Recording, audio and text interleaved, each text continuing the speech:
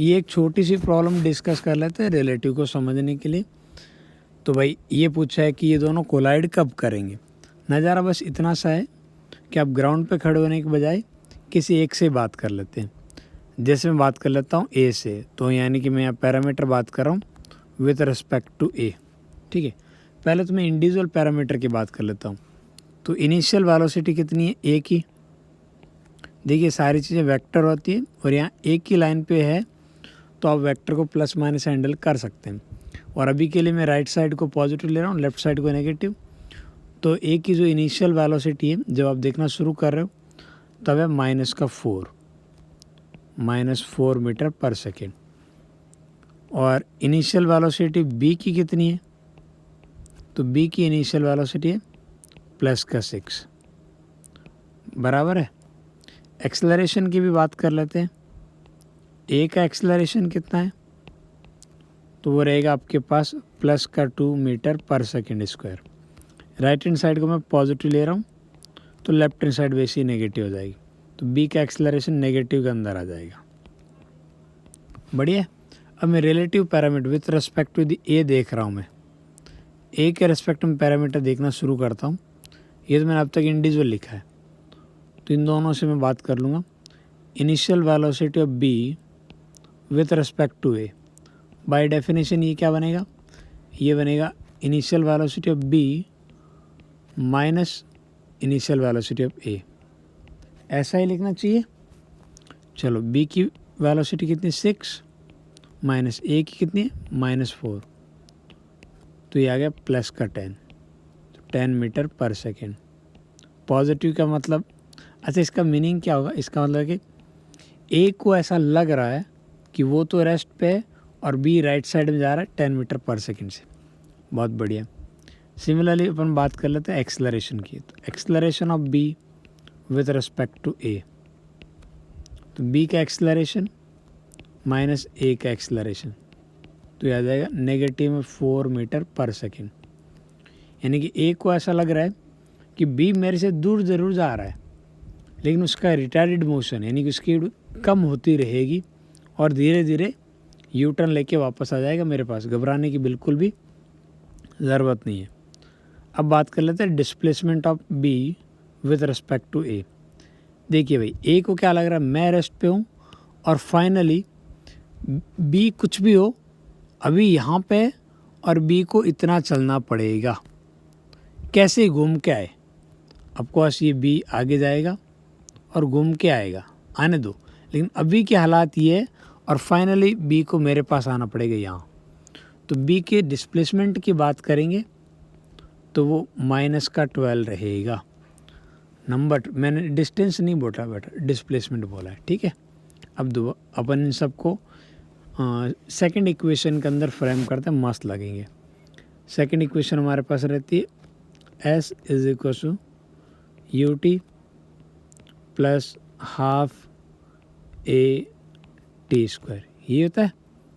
अब अपन इसे relative form में यूज़ करेंगे। किस फॉर्म में यूज़ करें, रिलेटिव फॉर्म में, और ऑफकोर्स हमेशा वेक्टर फॉर्म में यूज़ करनी चाहिए इक्वेशन को।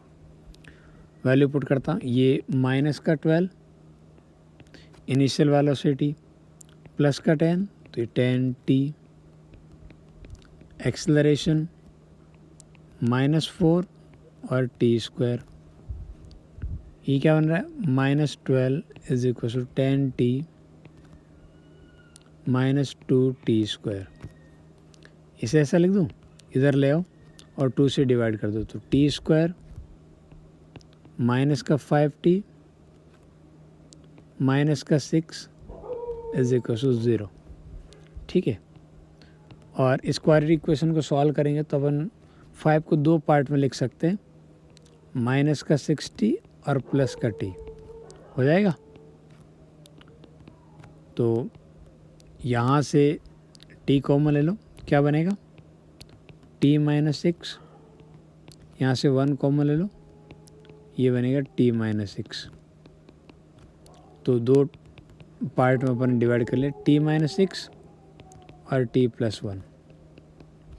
यहाँ टाइम की 2 वैल्यू आ रही है।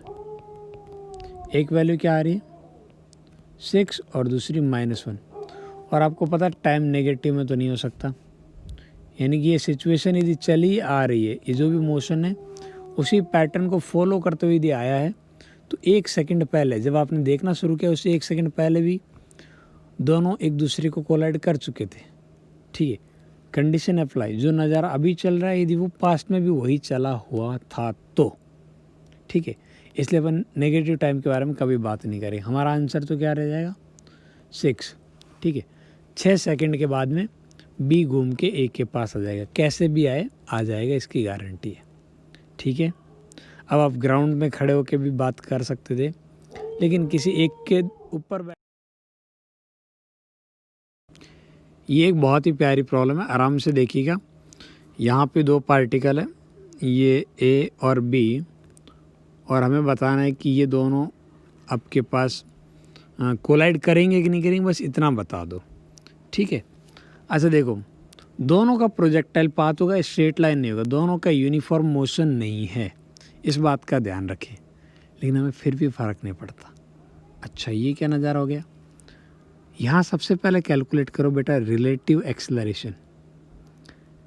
देखो दोनों का एक्सेलरेशन मैं मानता हूँ, लेकिन जैसे आप रिलेटिव कैलकुलेट करने जाओगे, एक का एक्सेलरेशन दूसरे के रेस्पेक्ट में, तो 0 हो जाएगा, क्योंकि दोनों का ही डाउनवर्ड में एक्सेलरेशन है या नहीं है, और इक्वल न्यूमेरिकल वैल्यू है जी। अच्छा, जैसे ही मैं रिलेटिव एक्सेलरेशन 0 बोलता हूँ, तो अब इस बात की गारंटी है कि जो रिलेटिव वेलोसिटी होगी वो कांस्टेंट आएगी, यानी किसी एक पे बैठ के देखोगे तो दूसरा बिल्कुल स्ट्रेट लाइन पे चलता दिखाई देगा। ये बहुत ही इंटरेस्टिंग चीज़ है। अब आप कहीं खड़े हो और दूसरा बिल्कुल स्ट्रेट लाइन पे जा रहा है, तो अब वो कब कोलाइड करेगा, भाई उसकी स्ट्रेट लाइन आपसे पास हो, सिंपल सी बात है। प्लस उसकी स्ट्रेट लाइन में उसका जो वेलोसिटी है दैट इज़ टुवर्ड्स यू, यानी कि जिस नज़र में आप नॉर्थ डायरेक्शन देख रहे हो तो वो आपको साउथ डायरेक्शन में चलता हुआ दिखाई देना चाहिए, यही मीनिंग हुआ। आप यहाँ खड़े हो, सपोज ए यहाँ है और बी उसे यहाँ दिखाई दे रहा है, तो सिंपल सी बात है, ये दिखाई देने वाले डायरेक्शन है, वो कहेगा ये रहा बी, और फिर उसे नेक्स्ट मोमेंट पे यही बोलना चाहिए कि ये देखो बी रहा और ये नालायक मेरी तरफ आ रहा है, तभी मज़ा है। तो यहाँ पे एक चीज़ तो हमें मिल गई कि ये चीज़ तो सही है। अब तो बस ये सेम लाइन पे वेलोसिटी लाना है, तो इसके परपेंडिकुलर कंपोनेंट को बैलेंस कर दो, ऑटोमेटिकली आ जाएगा। आएगा कि नहीं आएगा, तो इन दोनों के कंपोनेंट ले लेता हूँ, तो मैं बोलूँगा 10 sin 30, ये ज्वाइन करने के परपेंडिकुलर है, और दूसरे का कितना है 5√2 sin 45, ये दोनों ही कंपोनेंट है ए और बी के ज्वाइन करने वाली लाइन के परपेंडिकुलर। ये दोनों इक्वेट हो जाएंगे तो रिलेटिव ऑटोमेटिकली ए बी वाली लाइन पे आ जाएगा, क्योंकि दूसरे कंपोनेंट दोनों के कैसे हैं, देखो एक का बी की तरफ है और बी का ए की तरफ है, तो दोनों ये कंपोनेंट एक दूसरे को पास ही लाएंगे। तो ये वो कंडीशन है जो हमें बताएगी कि कोलिजन होगा कि नहीं होगा। तो ये आ गया 5 और इधर भी कितना आ गया 5, तो कंडीशन तो बढ़िया है। लेकिन फिर भी मैं कहूँगा थोड़ा सा मतलब ज़्यादा गर्मा गर्म नहीं खाते, थोड़ा ठंडा खा के देखना चाहिए। अच्छा यहाँ पे एक चीज़ यही चीज़ होती है ना कि ए और बी दो बड़ी सी टावर, ठीक है, उनके ऊपर खड़े होकर आपने प्रोजेक्टाइल कर दिया तो मुझे दिक्कत नहीं है। यहाँ क्या दिक्कत है, पता चले कि ये दोनों कोलिजन होने से पहले ही ग्राउंड को हिट कर गए, तो फिर हम बात नहीं कर पाएंगे बेटा। यानी कि पास आ रहे थे लेकिन उससे पहले ही दोनों का प्रोजेक्टाइल सपोज ऐसा होता, ये ए का इस तरीके से प्रोजेक्टाइल हुआ यहाँ गिर गया, बी का ऐसा प्रोजेक्टाइल होकर यहाँ गिर गया, ठीक है, तो हवा में ये दोनों कोलाइड नहीं कर पाएंगे। या तो हम ये मान के चले कि बाद में स्ट्रेट लाइन जाएंगे तो बात अलग है, ठीक है, कैसे चलने लग गए तो बात अलग है। या फिर बोलूँ कि ये दोनों ऐसे टावर पे थे, तब तो मुझे चेक करने की भी ज़रूरत नहीं थी। ऐसे टावर होता ना, ये ए का भी टावर और बी भी बहुत बड़े लंबे टावर से, यानी कि टाइम की कोई दिक्कत नहीं है, तो कोई बात नहीं। यदि नहीं भी मिले, यानी कि इन दोनों के जो रेंज मिला के भी 15 से कम भी हुई ना, तो कोई दिक्कत नहीं, चाह के कोलाइड कर देंगे। अदरवाइज़ यहाँ हमें चेक करना चाहिए। या तो आप चेक कर लो कि दोनों की रेंज मिला के 15 मीटर है या नहीं है, या आप ऐसे देख लो कि भाई जब तक टाइम ऑफ फ्लाइट है ना, यानी कि दोनों का टाइम ऑफ फ्लाइट बिल्कुल इक्वल रहेगा। टाइम ऑफ फ्लाइट में ये दोनों एक दूसरे के पास आ पाते हैं कि नहीं, ठीक है, उस तरीके से आप चेक कर सकते हो, कोई दिक्कत वाली बात नहीं है। अच्छा, थोड़ा सा मैं इधर हिंट देता हूँ। इधर आपके पास इसका कंपोनेंट 5 से तो ज़्यादा ही आएगा, अरे 30 डिग्री ना, और इधर इसका कंपोनेंट 5 आ रहा है, तो 5 और 5 10 से थोड़ा ज़्यादा आएगा। अब टाइम ऑफ फ्लाइट को देखते हैं। टाइम ऑफ फ्लाइट कितना है? टाइम ऑफ फ्लाइट होता है 2 times initial velocity perpendicular to the plane, तो वो है 5 डिवाइड बाई एक्सेलरेशन g 10, ठीक है। तो कितना आ रहा है? 1 सेकेंड। बेटा 1 सेकेंड के अंदर अंदर दोनों ही बॉल वापस ग्राउंड को हिट कर जाएगी। तो क्या 1 सेकेंड में दोनों पास आ जाएंगे? ठीक है, तो 1 सेकेंड में कितने पास आएंगे वो चेक करो।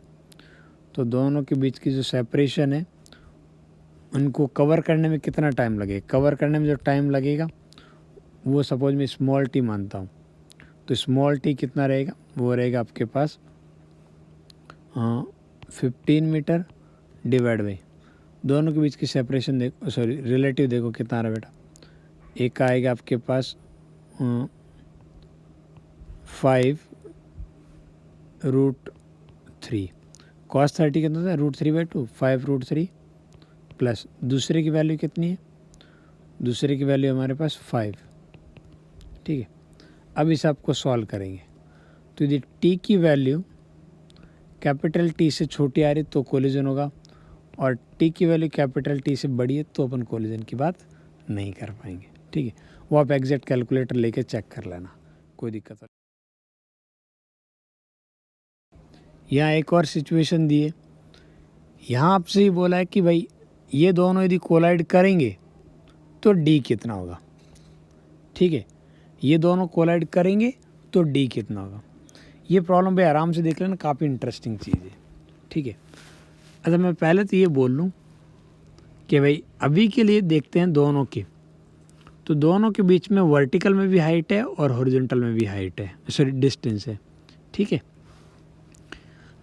एक्सेलरेशन, रिलेटिव एक्सेलरेशन की यदि मैं बात करता हूँ अभी, ठीक है, acceleration of B with respect to A या acceleration of A with respect to B, तो 0 आएगा, ठीक है। यानी कि आप किसी एक पे बैठोगे तो दूसरे के पास स्ट्रेट लाइन दिखिएगा गारंटी के साथ, ठीक है। अच्छा, दोनों अभी ए यहाँ है, आप देखते रहना नज़ारे को, और बी मेरा यहाँ कहीं है, और ये दोनों के बीच की सेपरेशन का नज़ारा है। सेपरेशन को मैं ना 2 पार्ट में डिवाइड कर सकता हूँ। वैसे तो सेपरेशन कुछ इस तरीके से है, लेकिन मैं सेपरेशन को 2 पार्ट में लिख सकता हूँ कि भाई एक तो हॉरिजॉन्टल सेपरेशन और एक वर्टिकल सेपरेशन। सेपरेट लिखने का बेनिफिट ये है कि चीज़ें जल्दी आंसर आएगा। ये मुझे पता है कि 10 है, ठीक है। तो ये वाले डायरेक्शन थोड़ी देर के लिए मैं आपको समझाने के पॉइंट ऑफ व्यू से इसे वाई मान लेता हूँ, और इधर वाली लाइन को एक्स डायरेक्शन मान लेता हूँ, ठीक है, कोई दिक्कत तो नहीं है। तो वाई डायरेक्शन के अंदर आपके पास कितने टाइम में कोलाइड कर रहे हैं वो देखो। तो वाई डायरेक्शन में दोनों के बीच में रिलेटिव सेपरेशन है 10। बी की वाई डायरेक्शन कोई वेलोसिटी नहीं है, और ए की वेलोसिटी के 2 कंपोनेंट ले लेते हैं। एक कंपोनेंट इधर आएगा कितना 10, दूसरा कंपोनेंट इधर भी आएगा 10, और बी की वेलोसिटी कोई वर्टिकल कंपोनेंट नहीं है, तो रिलेटिव वेलोसिटी वर्टिकल डायरेक्शन कितनी आ रही है 10, और वर्टिकल डिस्प्लेसमेंट भी 10। तो 1 सेकेंड बाद में कोलिजन करेगा, तो भी 1 सेकेंड में इनको हॉरिजॉन्टल डिस्टेंस भी कवर करनी चाहिए। तो हॉरिजॉन्टल डायरेक्शन में distance is equal to horizontal direction में रिलेटिव स्पीड कितनी रहेगी? वो रहेगी 10 और 10 20। टाइम कितना मिल रहा है? 1 सेकेंड, तो आंसर आ गया 20 मीटर। अब मैं इसी चीज़ को एक और तरीके से सॉल्व करता हूँ बेटा, कि आप ए पे बैठ के देखोगे तो बी आपको इधर आता हुआ दिखाई देना चाहिए, इस बात की गारंटी। नहीं दिखाई दे रहा तो कभी नहीं कोलिजन होगा, क्योंकि आता हुआ तो स्ट्रेट लाइन पे देगा। ये कैसे बोल दिया? एक्सेलरेशन 0 इसलिए। तो मान लेते हैं कि ये एंगल थीटा है, देखते रहना बेटा नज़ारा जो भी है। ठीक है, ये एंगल कितना मान लिया मैंने, थीटा मान लिया, ये एंगल थीटा मान लिया। तो अब बी की वेलोसिटी मुझे पता है किधर है, इधर की साइड में, ये बी की वेलोसिटी है वी बी। और ए की वेलोसिटी, अच्छा बी ए की वेलोसिटी के भी मैं दो कंपाउंड ले लेता हूँ समझाने के लिए। एक कंपाउंड इधर आ रहा है, कितना आ रहा है, वो आ रहा है आपके पास 10, और एक कंपाउंड इधर है, ये भी आ रहा है 10। देखते रहना भाई, ये एंगल थीटा है तो ये एंगल भी थीटा, आप घबराओगे नहीं इस बात को लेके। अब जब हम कंडीशन की बात कर रहे हैं वो इधर कैसे आएगा, जब इस लाइन पे दोनों के कोई रिलेटिव कंपोनेंट नहीं बचेंगे। देखना भाई, दूसरे कलर में दिखा देता हूँ, येलो कलर में। ये जो डायरेक्शन है ना, इस डायरेक्शन पे कोई रिलेटिव वेलोसिटी नहीं रहनी चाहिए, यानी कि ज्वाइन करने वाले की परपेंडिकुलर 90 डिग्री पे बात कर रहे हैं अपन। तो उधर के साइड में तो क्या है, वो आपके पास V B sine theta, V B की वैल्यू वैसे मुझे पता है, वी बी साइन थीटा। इधर वाले के देखना, ये एंगल थीटा है तो ये 90 माइनस थीटा, और ये अगेन थीटा, ठीक है। और इधर मेरे पास है 10, तो मैं 10 का एक कंपोनेंट आएगा तो मैं लिखूँगा 10 कॉस थीटा बराबर है, और इस 10 का भी एक इधर कंपोनेंट आएगा तो वो अपोजिट में, तो माइनस का 10 साइन थीटा। और वैसे वी बी भी मेरे पास कितना है, वी बी की वैल्यू भी तो 10 ही है, तो इसकी जगह भी 10 पुट कर ही देता हूँ, तो ये भी 10, तो 10 तो कैंसिल आउट हो जाएगा, तो बनेगा 2 sine theta is equal to cos theta. सही है, तो ये आ गया 10 थीटा आ गया 1/2। अब सर्किट में देखो भाई, 10 थीटा है कितना, 10 थीटा है 10 डिवाइड बाई डी। अब बता दो डी कितना आ रहा है, तो डी आ रहा है 20 मीटर। देखिए सेम आंसर हमने दो तरीके से निकाला है। अब आप दोनों मेथड को आराम से देख लीजिए, आपको ये समझ में आ जाएगा कि मैं अब तक क्या चिल्ला रहा था कि यूनिफॉर्मली मूविंग बॉडीज़ की कोलिजन की बात, यानी कोलिजन कब होना चाहिए कब नहीं होना चाहिए। एक और प्रॉब्लम बिल्कुल आइडेंटिकल है। यहाँ आपको ये बोल दिया कि भाई ए और बी जो है ना वो कोलाइड कर लेंगे 0.5 सेकेंड पे। आप मेरे को थीटा और आर के बारे में बात कर लो, थीटा और एक्स के बारे में, एक्स जो दोनों के बीच की सेपरेशन है ना, तो थीटा और एक्स के बारे में आपसे पूछा है। देखो भाई, कोलिजन कब होगा, जब बी जो है ना ए को अपनी तरफ आते हुए दिखाई देगा, यानी कि कोई भी कंपोनेंट इस लाइन के परपेंडिकुलर नहीं होना चाहिए। तो मैं सिंपल सा लिख देता हूँ, ये जो आपके पास 20 वाला वेलोसिटी, इसके दो component 20 sine theta, it must be equal to 10, ठीक है, और कोई तरीका है ही नहीं। तो यहाँ से साइन थीटा कितना आ रहा है, साइन थीटा आ जाएगा 1/2, साइन थीटा 1/2 तो थीटा आ गया 30 डिग्री, ठीक है, थीटा की वैल्यू 30 डिग्री आ गई। अब जो एक्स की बात करें, दोनों को ज्वाइन करने वाली लाइन पे जो डिस्प्लेसमेंट होगा, इस लाइन पे रिलेटिव वेलोसिटी कितनी है, तो इसके इधर कंपाउंड आएगा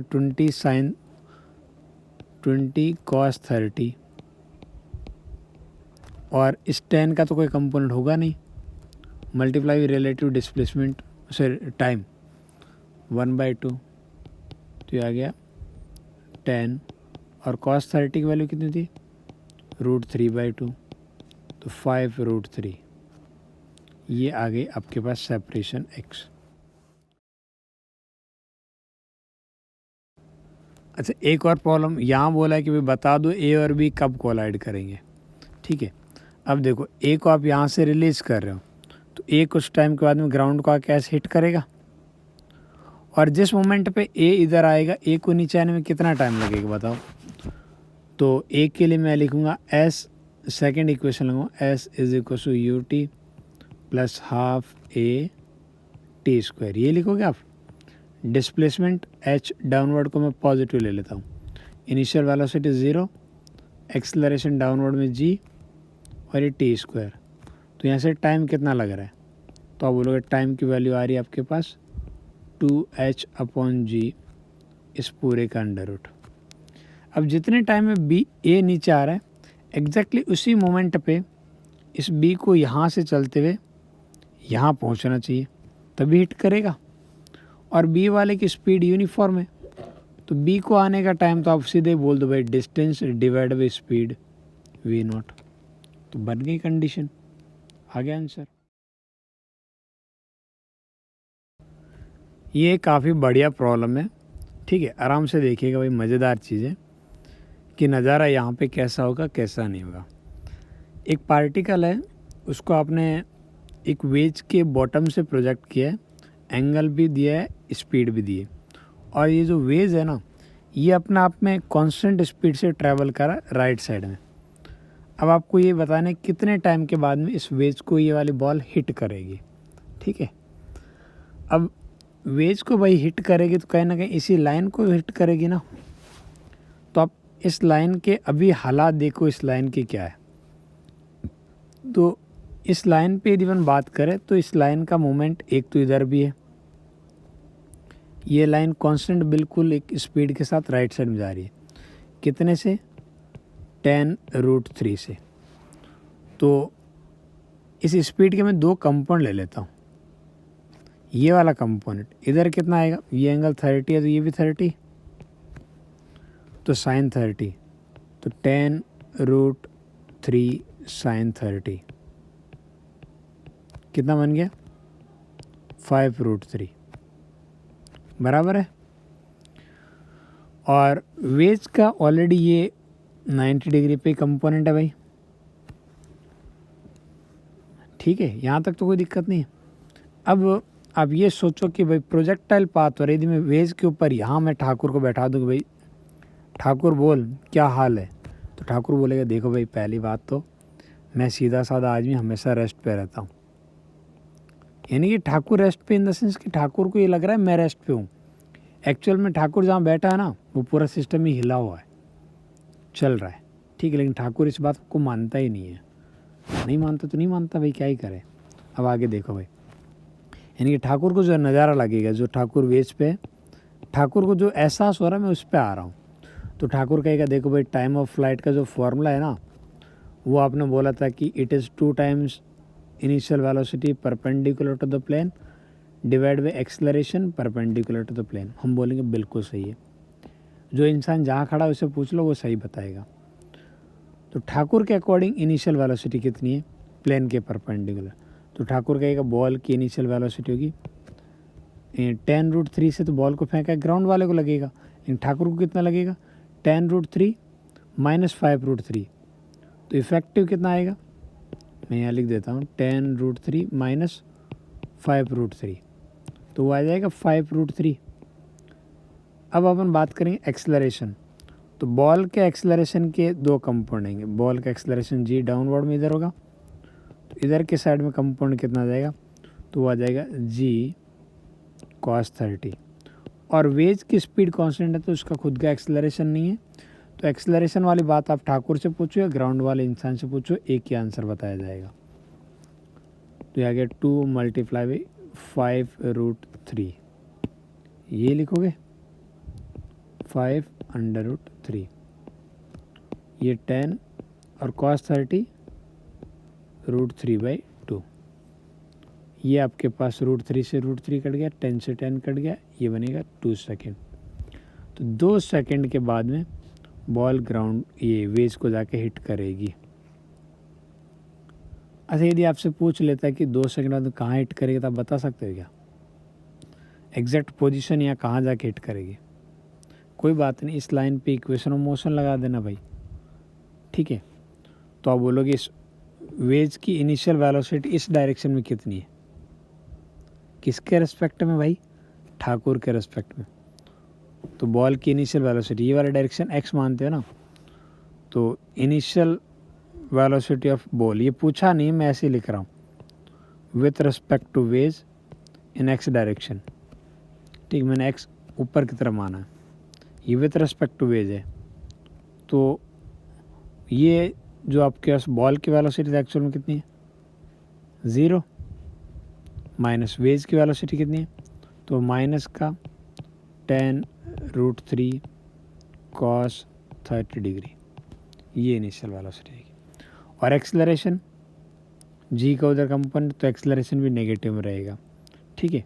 अब आप सेकंड इक्वेशन लगा के बता सकते हो डिस्प्लेसमेंट कितना होगा, यहाँ से कितना ऊपर जाके हिट करेगी। ये पूछा नहीं, पूछते तो आप निकाल सकते हो, मैंने थोड़ा सा हिंट